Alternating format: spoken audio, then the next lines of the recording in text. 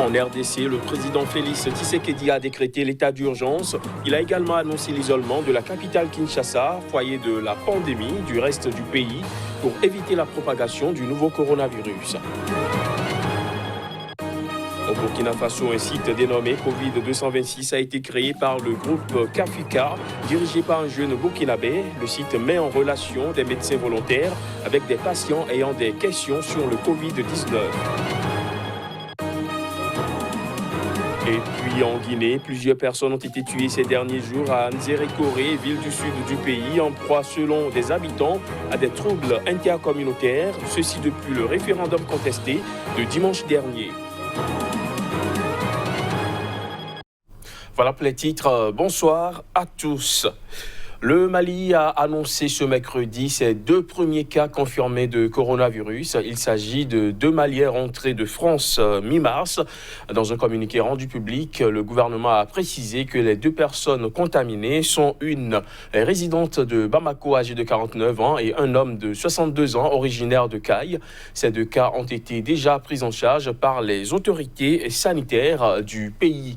Le gouvernement a invité la population à rester sereine et à respecter strictement les mesures de prévention recommandées.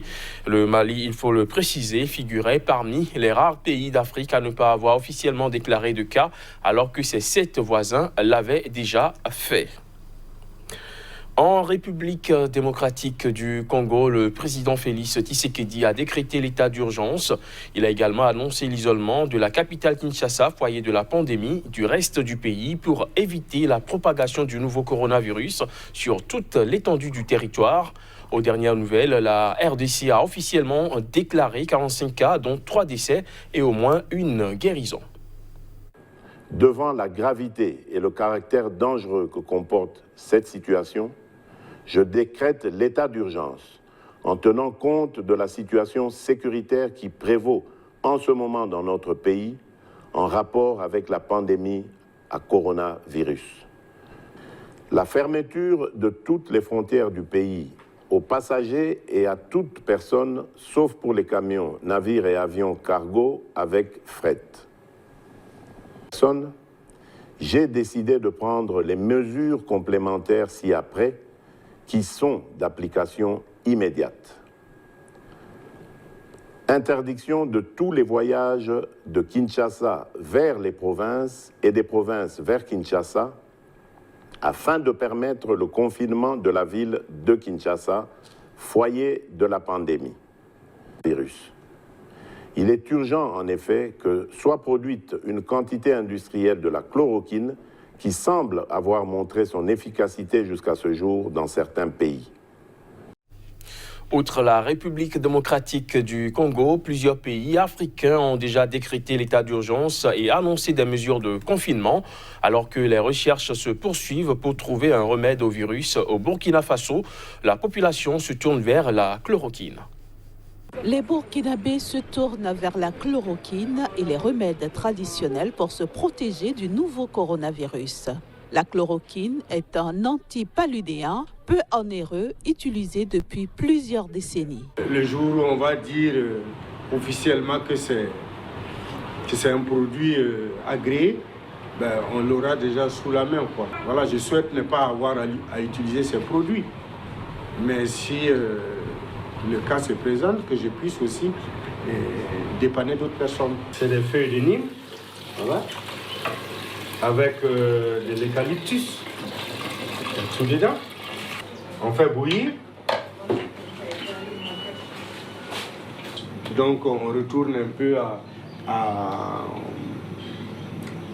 aux produits basiques pour se soigner aussi. Dans l'autre, je crois que ça doit pouvoir aussi nous aider en attendant, comme je le dis toujours, d'un produit qui va venir, d'un vaccin qui va venir soulager la population mondiale.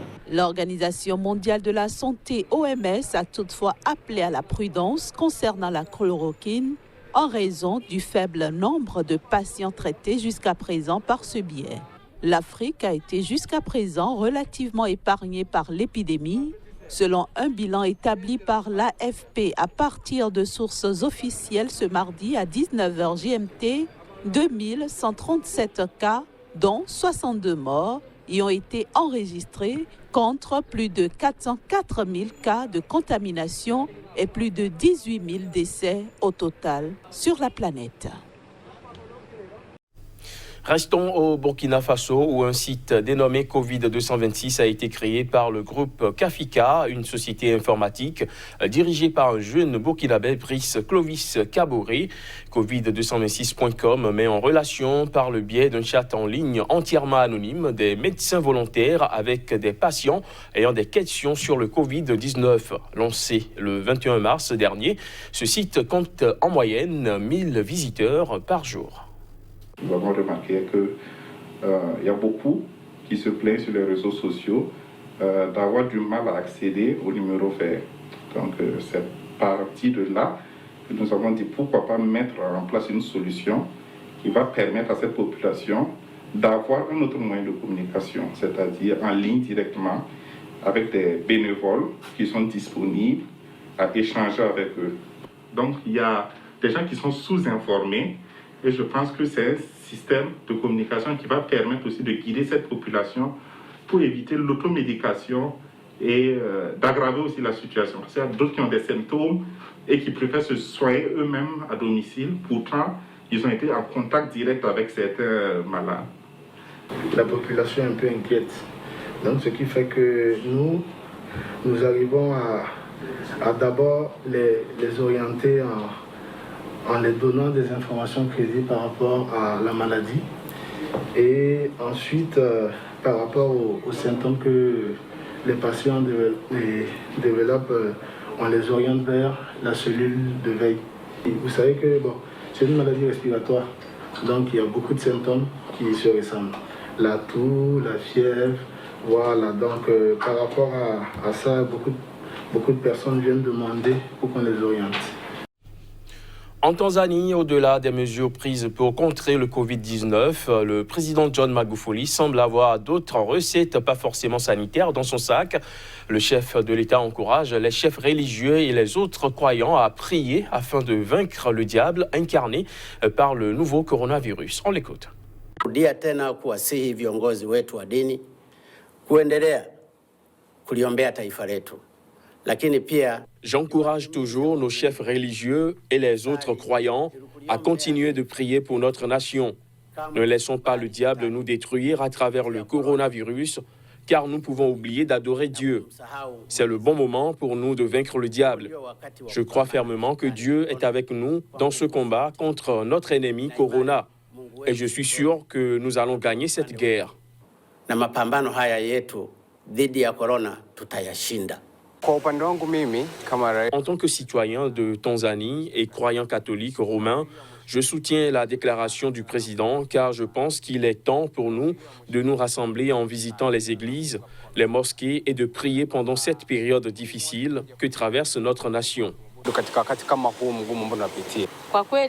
Franchement, en tant que citoyen et croyant, on doit vraiment prendre des mesures rapides pour se protéger contre cette maladie en se lavant fréquemment les mains, à l'eau courante, mais aussi en travaillant dur. Autre actualité dans cette édition, plusieurs personnes ont été tuées ces jours derniers dans une ville du sud de la Guinée, en proie selon des habitants à des troubles intercommunautaires, et ce depuis le référendum contesté de dimanche dernier. Les détails. Nzerekore, l'une des plus grandes villes du pays, en Guinée forestière voisine du Libéria, est le théâtre d'affrontements depuis la tenue dimanche dans tout le pays d'un référendum voulu par le pouvoir pour une nouvelle constitution. Des habitants ont fait état de heurts entre communautés religieuses et ethniques, d'attaques et de représailles contre des églises et des mosquées. Les troubles à Nzerekore risquent d'alourdir le bilan de violences qui ont entaché le vôtre. Selon le gouverneur Mohamed Ismaël Traoré, un couvre-feu a été instauré ce mardi matin. Tout en condamnant les violences, la France a estimé toujours ce mardi que le référendum constitutionnel et les élections législatives n'étaient pas crédibles. Le caractère non inclusif de ces élections et non consensuel du fichier électoral, ainsi que le rôle joué par des éléments des forces de sécurité et de défense excédant la simple sécurisation du processus, n'ont pas permis la tenue d'élections crédibles et dont le résultat puisse être consensuel, a déclaré la porte-parole du ministère des Affaires étrangères.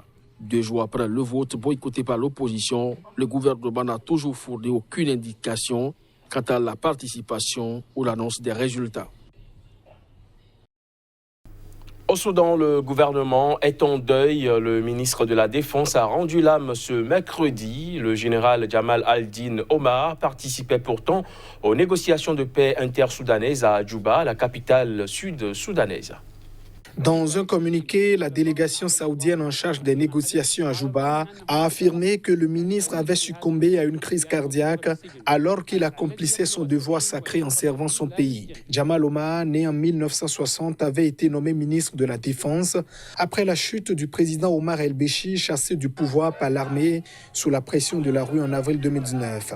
Avant de devenir ministre, il avait dirigé le comité de sécurité et de défense du Conseil de transition, poste auquel il avait été nommé par son président, le général Abdel Fattah al-Burhan, en mai dernier. Entre 2017 et 2019, Jamal Omar a également dirigé les services de renseignement militaire soudanais. Des négociations de paix sont actuellement en cours à Djouba entre le gouvernement soudanais de transition et les factions armées qui ont pris part au conflit au Darfour ayant éclaté en 2003 entre le régime Béchir et des insurgés issus des minorités ethniques. Selon l'Organisation des Nations Unies, ce conflit a engendré environ 300 000 morts et contraint près de 2,5 millions de personnes en exil. Souhaitant rompre avec l'ancien régime, le nouveau gouvernement a notamment promis de parvenir à la paix dans les zones de conflit au Soudan. Lundi dernier, le ministre de la Défense se disait confiant sur un accord avec les groupes armés afin de fonder une armée nationale, selon les médias d'État soudanais. Fin de ce JT, merci de l'avoir suivi.